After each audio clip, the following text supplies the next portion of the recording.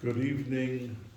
I hope that Pesach was a wonderful experience for each and every one of you, and we hope that you and your mishpachas will feel the flow of the tremendous Shefa Rav and the Hashpah from Chag HaPesach. And this Shabbos, B'ezras Hashem, is going to be Rosh Chodesh Iyar. It's Friday and Shabbos. It's always a 2-day Rosh Chodesh. The second day of Rosh Chodesh, which is Shabbos this week, is the yahrzeit of Reb Mendel of Vitebsker. Reb Mendel of Vitebsker left Russia in 1777, and he moved to Tzfas, and after 6 months he moved down to Tveria, where he lived for the next 10.5 years of his life, because he said that there was a basko coming out every night and calling out Shuvu Bonim Shovavim, and he couldn't sleep the hour and night that he used to sleep because there was this shouting in the air. It was, of course, a spiritual basko, but he was at the level to hear it. And he lived in Tveria for 10.5 years till 1788, and then he was nifter. The Balatanya, who was one of the star students of the Tazria-Metzora, considered, and the Tazria-Metzora asked him to write a Shulchan Aruch, and he asked him to be the chavrusa of his son. He chose with all these tzaddikim. He wanted the Balatanya. The Balatanya, after the Petira of the Tazria-Metzora in 1772, considered Reb Mendel of Vitebsker his Rebbe, and in all of the letters he wrote in correspondence that he had with him, he addressed him myriad Rabbi, and we even see from his that besomim box, a shmek tabak box, that the Balatanya gave him as a matana, and it's inscribed lemoyri v'Rabbi, Harav Menachem Mendel mi Vitebsk, me'es Talmido Shner Zalman ben Rivka. So we see in the high esteem that the Balatanya held Reb Mendel, and they once came running from Yerushalayim that Mashiach had come. They felt that in the air, and they blew shofar. So Reb Mendel went and opened the window of his one-room apartment where he lived in Tveria, and he stuck his head out of the window and he gave a whiff. And he said, no, it's not in the air. He's not here yet. So the Lubavitcher Rebbetzin said on this story, why did he have to stick his head out of the window? Just give a whiff and say if it's in the air or not. It's a siman, she said, that by he himself, by Reb Mendel, the Reach of Mashiach was in the air in his apartment, but he had to stick his head out of the window to know what was doing in the world. Now we know that the Bnei Sosker brings the famous that Iyar is spelled Aleph Yud Resh or Aleph Yud Yud Resh. Aleph Yud Resh stands for Ani Hashem Rofecha. And indeed, it is a chodesh of complete healing. And the Aleph Yud Yud Resh stands for Avraham, Yitzchak, Yaakov, and Rachel. We know that the Merkava in Shamayim has 4 legs to it, and the Daled Ragli HaMerkava is Avram, Yitzchak, Yaakov, and Rachel Imenu. The Bnei Yissaschar says that Chodesh Nisan is Keneged Rashi Tefillin and the Olam HaBriya. We know there's 4 Olamas, Asiya, Yetzira, Bria, and Atzilus. And davening is divided into those four worlds, and Ashkenaz and Sfard have a difference of opinion if Hodu is part of Bria, of Asiya or Yetzira.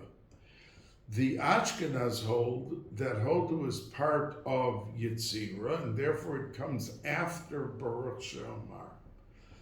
Because Baruch She'amar, everyone agrees, is the line of demarcation for the Olam HaYetzira. But the question was that the Mekubalim had the question, and many others, is Hodu part of Yetzira or Asiya? So the Sfardim, those who daven Sfard, say Hodu first, before Baruch She'amar, because they hold that it's the Olam HaSiya, and the Ashkenazim hold that it is in the Olam HaYetzira, and that's why they say Hodu after they have said Baruch She'amar. The Bnei Yissaschar says that Rashi Tefillin is Keneged the Olam HaBriya, and that is Chodesh Nisan. But Rabbeinu Tam is Keneged the Olam Atzilus, what we say Shemona Esrei. The Olam Atzilus, Rabbeinu Tam is higher, and that's the reason why the entire month of Iyar, every night we count Sfira. It means in Chodesh Nisan we start the second day of Pesach and we go the rest of the month, but it's not the whole month. And in Sivan we finish the last 5 days of Sfira in Sivan. But again, it's not the whole month. But Iyar is so big and at its level because the process of refinement with the Sfiras HaOmer, that means if someone was to get up and count days in the middle of the summer or the middle of the winter, it'd be meaningless. But we are told that with this mitzvah, that we have the ability to etch into the essence of that day by the mere saying of what the Chachamim said we should say in the counting of the Sfira, to go to the absolute essence and to refine it, to elevate it, to be able to have it flourish by the combination of what those divisions are each and every day. So each and every person should be very careful to count Sfira and not miss a day, because it really is a tremendous spiritual medicine by not missing a day and by counting each and every day. Now, this week's Sedra, it's a double Sedra.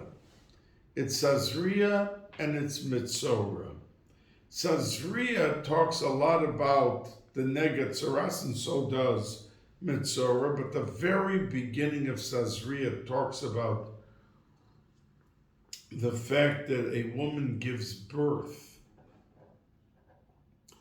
And the Torah says that if she gives birth to a boy, she has V'tama Shivas Yamim, there's 7 days, plus another 33. If she gives birth to a girl, then she has 66 days, 2 weeks, and then 66 days, double the boy. So the Orach Chaim HaKadosh and the Kotzker Rebbe elaborated and basically say the same thing. Why does the boy have less tumah, days of tumah for the mother who gave birth to him versus the girl? And what they say is that everything in this world either has Kedusha or it's Tumah. It's one or the other. There's no in-between that it's not this and it's not that. It's one or the other. And since a woman is a creator, because she has the children. Everything else involved is much less, because the actual creation of the child and giving birth to the child and sustaining the child for the night, it's the woman. And that's the word that they use, creator, that she becomes similar and comparable to HaKadosh Baruch Hu, who creates people, and she is the vehicle,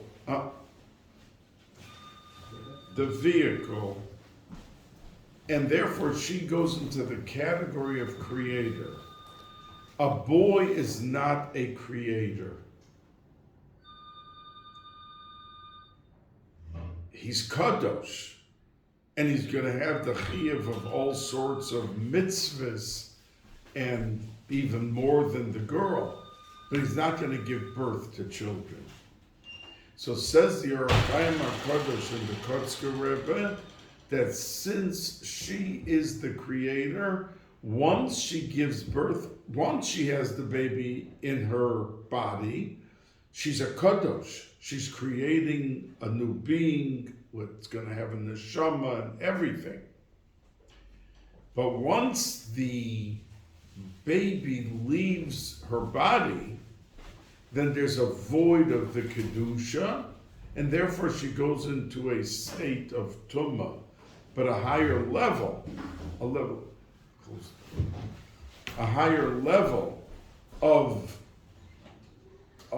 tumah, because she was so high in the level of kedusha, and that absence brings her into the realm of tumah. And that's why by her it's Shivuayim, that it's 2 weeks and it's 66 days.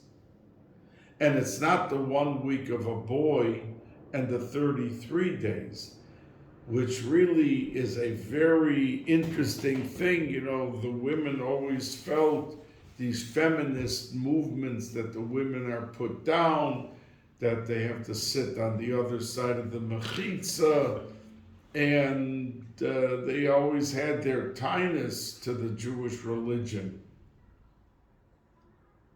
But the truth is, from the Leda of our Parsha, you see clearly that she's given a preference, and there's a reason, because she's a creator. And the absence of the Kedusha does just that. Now,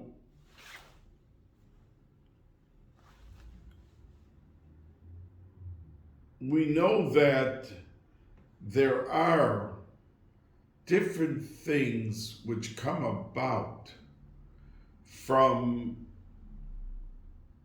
the Mishnah in Erechim. Says there's 7 things that cause tsaras. Now they translate tsaras as leprosy, and it isn't at all that, because you see that it appears on the house, it appears on the clothing, and the first step is that if the tsaras comes, it comes to the house. And the pasuk says, V'hera el hakohen, that he shows the kohen what's doing in his house, and the kohen makes a determination. Now, it's supposed to bring the person to tshuva, to recognize that there is a major mistake, that he is doing something wrong somehow, and to recount what is his station in life, and why is this tsaras coming to the house. Now, if he doesn't do any tshuva, then the second thing that happens, it comes on the clothing. And vehuva el hakohen, he is brought, not he shows the kohen, but vehuva el hakohen, that he is brought to the kohen, because he's not doing the tshuva, and it's going further.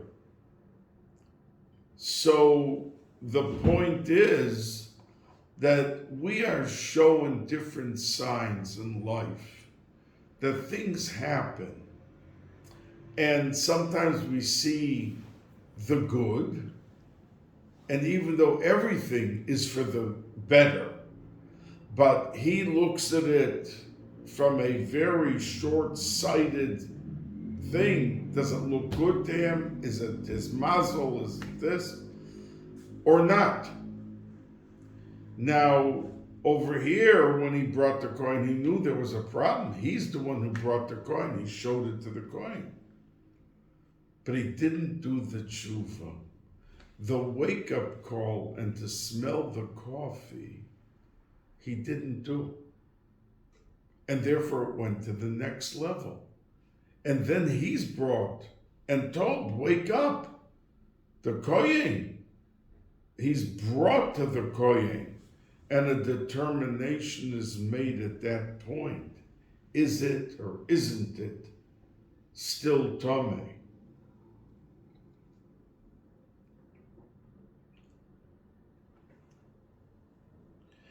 And we know that Rashi says that when the house became tameh, you had to knock down the house.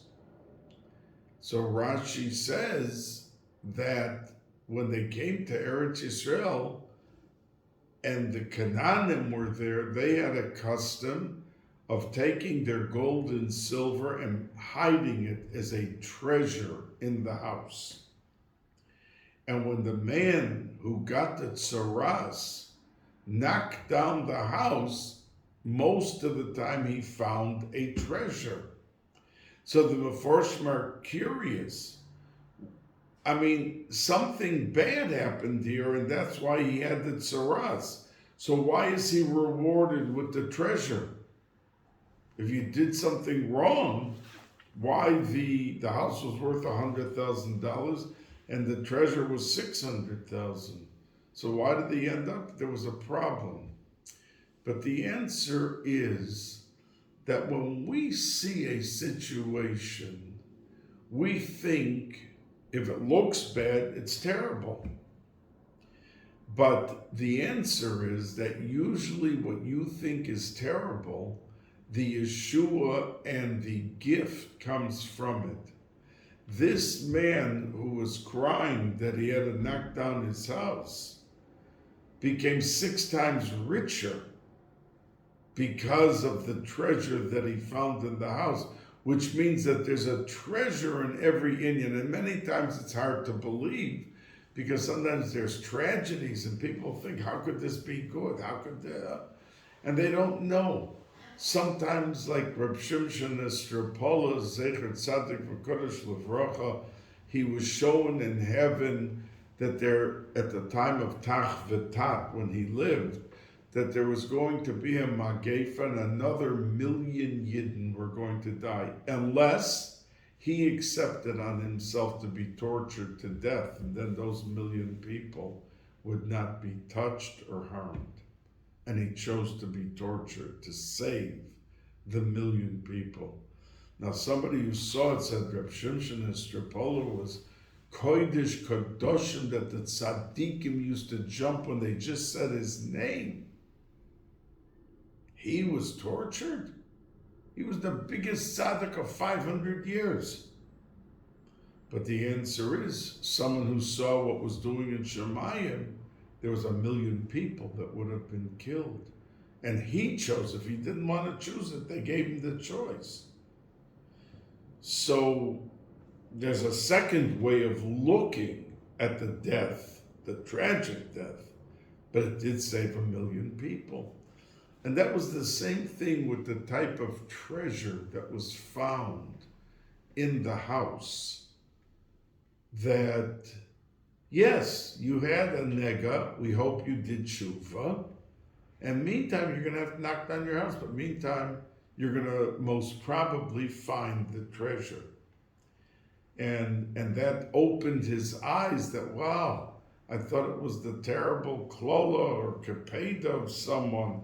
What happened to me, and look what ended up happening. I became so much richer. Now, the Chidushei Harim says that the difference between the word oneg, which means pleasure, oneg Shabbos, and nega is only where you put the ayin. That means oneg is spelled ayin nun gimel, and nega is spelled nun gimel ayin. So if you take the ayin and you put it at the very beginning of the word nega, and not at the end, it turns from nega, plague, to oneg, to the true pleasure that the person has. And what does he mean by it? Because the pasuk in our center says, Lo hofach eino, that the tsaras didn't have in it a yellow hair. In other words, did the appearance of the tsaras change? And if the Kohen sees lo hafach eino, that the appearance of the tsaras did not change, he proclaims again that it's tameh. The man is tameh. But says the Chidushei Harim, the way he translated the pasuk lo hafach eino, that the ayin at the end did not change and be put up front and become oneg, that the person had to realize, why did you become a Metzora? Now we commonly say it's the Lashon Hara. But if you look at the Mishnah in Erechim, it talks about Tsaras Ha'ayin, that a person who's stingy, and it doesn't mean only money. It means, and it says beferish, that it means with words, that if somebody is stingy with words, and how could you be stingy? You're passing someone that's very broken, and your good morning with a smile, or you take even 30 seconds, how are you? And you mean it. You can uplift that person completely. But if the person, I can't be bothered, I'm in a rush, he can't afford the 10 seconds. That's called tsaras ha'ayin, and that is called a reason that validates a tsaras. So it's not only the Lashon Hara, but it's the entire embodiment of what is happening with the person, and is he so self-centered that right away a person says, could you come make a minyan? Oh no, I'm late for this, or I'm busy, I don't have the time. Yet he then takes an hour on the phone listening to a friend's Lashon Hara and his moods and everything else about what's happening and what this one did to him and what that one did to him. So a person really chooses what he does and how he lives the 24 hours of the day. And he can either elevate each and every minute, or he can just pull it down and it doesn't go anywhere.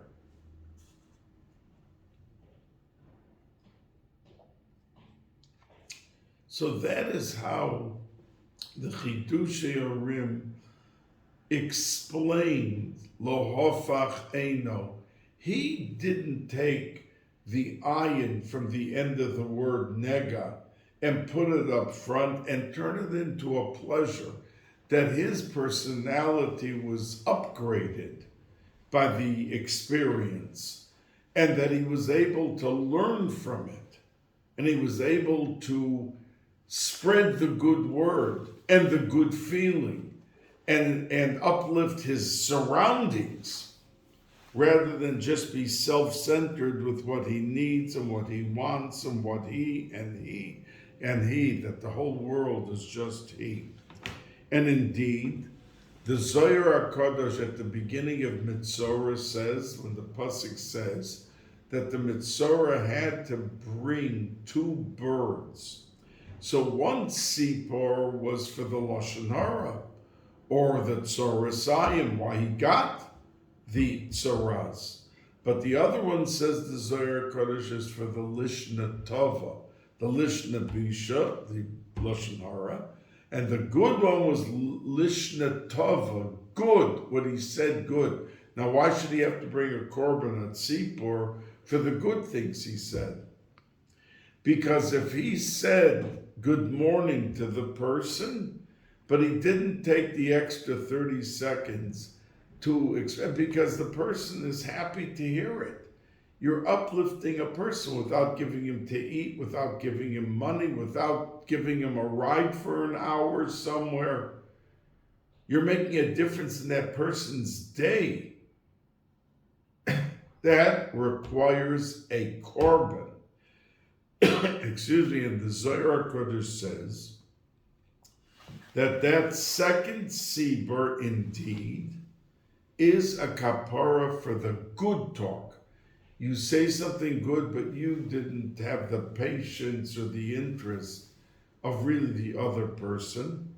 You were busy, engrossed in what should you say and how are you projecting yourself and are you making an impression. In other words, everything begins with you and ends with you. So that's what the Zohar HaKadosh says. We know that Lashon Hara came to this world, the first one to talk to Lashon Hara, excuse me, was Chava with the Nachash. The Nachash said, there's no problem for you to eat. Oh no, she answered him. HaKadosh Baruch Hu gave us 100, all this good that was a madrega. There's Yemos HaMashiach, then there's Trias HaMesim, then there's Olam Haba. They were living at the level of Olam Haba, higher than Trias HaMesim, higher than Yemos HaMashiach. And she said to the Nachash, the storm say, look at all the good. And he answered and said, no. HaKadosh Baruch Hu's afraid you're going to become like him. So he doesn't want any competition. That was Lashon Hara. That's the first Lashon Hara of the world. And look what we paid for it. She never would have had to go out of Olam Haba. There never would have been sickness or death in the world. And there is. Because she ended up eating and talked her husband into eating also. So the power of the mouth is unbelievable. And there's someone could have a razor sharp tongue and open up his mouth to someone and destroy the person. Worse than if they would have smacked them 10 times. Because the smack in a half an hour is gone. But sometimes the hurt of lacing into another person with what they want to get even for what somebody said or how somebody acted, and they want to dig in that the person should get to the point of tears. So it can be a most destructive, just like it could be fantastic, and we can pick up the spirits of people, but it can be a very dangerous, destructive thing that we possess in our mouth, with our tongue, with our expressions, with our speech, in dealing with people and dealing with our surroundings. Excuse me. Now, there is a Haftorah, and I feel the lesson is so important. I know 5 years ago I mentioned this to you, and I think maybe even 3 years ago on my Friday shiurim, which I've been giving like 20 years. But I always feel there are certain concepts and certain thoughts that a person has to constantly be reminded and reinforce his backbone of character. And the Haftorah of our Parsha of Tazria talks about Naaman, who was the Sar Tzva Aram. He was a mighty warrior, and he was smitten with tsaras, and he ignored it, and he was like unbelievably could have fought off 30 people himself. He was so mighty. But when the tsaras came, and it got worse and worse and worse, they gave him advice that he should go to Elisha, and he is a healer, like a miracle person, and he may be able to help him. And he went, and he came to the house of Elisha, and Elisha's assistant came out and asked him, "What are you here for?" And he told him, "I am reeking in pain all over my body." So the assistant went back to Elisha, and Elisha, who was inside, said, "Tell him to go to the Yarden and to be toivel 7 times, and it will rid him of the entire tsaras, and he can go back home healthy and fine and able to live his life." Here he was such pain he couldn't do anything. So Naaman's reaction was, Elisha sent out his assistant? I am Naaman, Sar Tzva, I'm the general. I direct traffic, and Aram at that time was like the center of world power, and he was the general. And he sends me out an assistant to tell me to go there. He didn't come out himself? Goodbye. I don't need his advice. I don't need his opinion. I'm going back home. And it says that he was in such grief and pain that it came a point that he had to go to the Yarden, and indeed he dipped himself in 7 times, and he went home a healed man. Now, if we stop for just a moment to think of this Haftorah, he was in such pain, but his ego didn't let him be cured. He chose at that moment to remain sick, troubled, and completely encompassed within a realm of grief and pain, because his ego was touched. Elisha didn't come out himself. He sent a messenger to me. I am Naaman, the Sar Tzva Aram. And he suffered for all that extra time that he couldn't function even as a general, because he couldn't come back to himself until the point that he almost died, and then he went to the Yarden. How much grief, pain, and problems do we bring on ourselves because we say, "Oh, that person, I'm not going to daven there and have to see that person who didn't speak to me properly or didn't do, I needed direction and didn't want to give me the 10 minutes to tell me that." Oh no, you need to go there. That's the shul where you can answer Yehoshua Rabbi. You live too far to go to the, oh no. Meantime, I'm not going anywhere. So who is the person hurting? The one who didn't give him the directions? The one who may have said a comment that wasn't to his liking? Is that the one who ended up being hurt? Or was it he himself that he denied himself the 20 Yehei Rabbas of Shabbos, and the 10 of the weekdays. The biggest chus that the Gemara in Bracha says, a person who answers Yehei Rabbah, that they tear up a Gezar Din against him and his family of 70 years. They're supposed to live for 70 years with troubles and problems. One Yehei Rabbah with 100% kavana. Doesn't mean shouting. It means saying it with your full intent and your full feeling. The Gemara says it. Tears up 70 years of Din. Tosfos on the discussion in Brachos about Yehei Rabbah, that's what it says. So which normal person wouldn't stop for a moment in many things and listen? Yes, I am offended, but I have a lot more to lose by letting my ego get the better of me at this juncture. And if I choose not to be associated, that's my business. I don't have to talk about it. I don't have to say anything.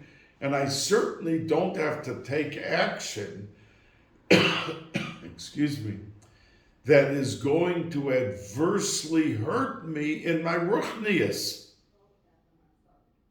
Give up 1,000 Yehei Rabbas because you don't want to see the guy. Don't look at him. Don't sit near him. But don't let the ego destroy you. Now, I want to quote to you the Medrash, that the Medrash of this week says that Rabbi Yanai was one of the biggest Amoraim, that there was a peddler, a Rachel. A Rachel means a peddler, someone who goes from door to door, and he sells his fares. And this Rachel made an announcement in one city that anyone I have as one of my elixirs, one of my valuable items that I'm selling, is a liquid that a item that's going to bring you long life. So the Medrash says everyone came running. What could he have that's going to extend life? So the Medrash says that when everyone came, he said, Mi ha'ish ha'chofetz chayim ohev yamim liros tov nitzor l'shoncha meiro. Watch what you say. And if you watch it, you will be very, very gifted with long life. You know, the Chavetz Chaim, who was really the pinnacle, the source of so many sforim we have today about Lashon Hara, you would have thought that the Chavetz Chaim never talked because he watched his mouth and he was so careful with Lashon Hara. And that's why he wrote so many sforim about it and everything that came from his efforts. But we know that people who went to learn by the Chavetz Chaim said he was busy talking all the time. He was a big conversationalist, and he communicated with the people constantly. People came to see him because he watched every nitzor l'shon, to watch what you say. He was careful not to talk Lashon Hara, but that didn't mean he had to become a monk, lahavdil, on top of a mountain that he didn't come in contact with people because it'll bring. So when Rav Yanai heard this speech from the Rachel, he made a statement that my whole life I never fully understood that pasuk. And it was kedai to have this Rachel come to our town to enlighten me. Now, Rav Yanai was an Amora. He could have been Machaya Mason. So he didn't know the pshat and mihoish Chavetz Chaim. But the Meforshim on the Medrash explained, he thought that to watch your mouth, you have to talk and never talk. You have to be careful. And a rochel is the essence of travel in the sky. How does a rochel come to someone's house? Many of them would say, oh, did you hear what happened in your next village with Chaim and with Shloima, and start talking the Lashon Hara, to captivate the person, to make a sale, to be able to create atmosphere that he would be able to make a sale. But this Rachel, who talked all day, because that was the way he earned his living, but he used the cementing factor of his life, the fact that Miha ish hachofetz chayim, ohev yomim liros tov, this was the essence of life. And that's why Rav Yanai said that I never fully understood, because I thought people just have to keep quiet and you have to watch what you say. And you can't be a conversationalist. And from this Rochel, who's the biggest conversationalist, I learned that you could be a conversationalist, but you have to tie in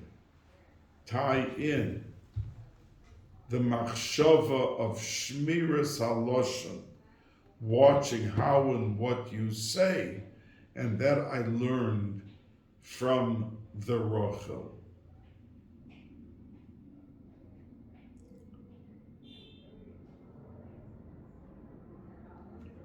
Temporarily.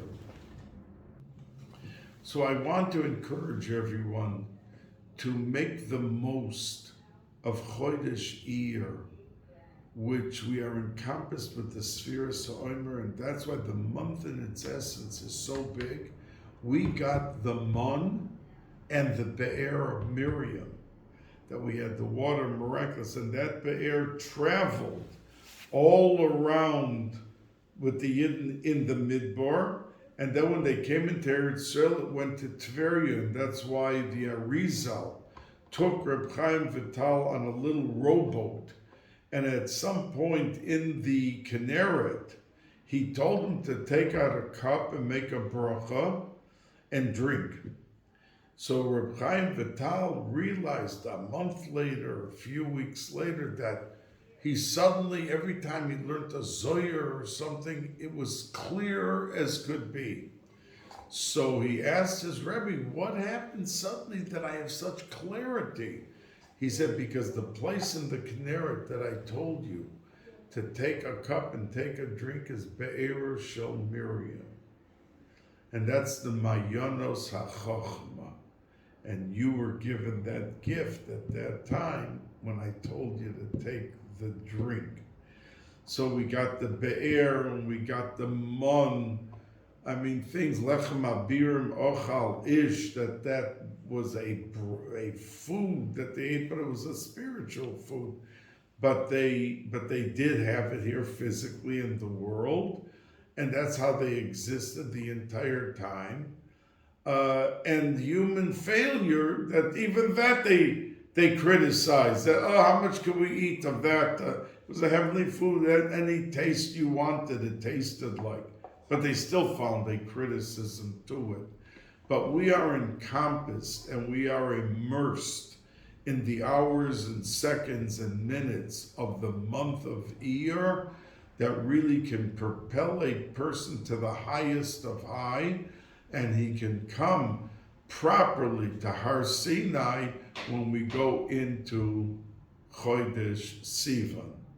Have a good Chodesh, and the new Chodesh, Iyar Haba Lenu L'Toiva, when it comes Friday and Shabbos, that we should be able to avail ourselves of all the opportunities of the levels of Kedusha that it provides and presents in its essence.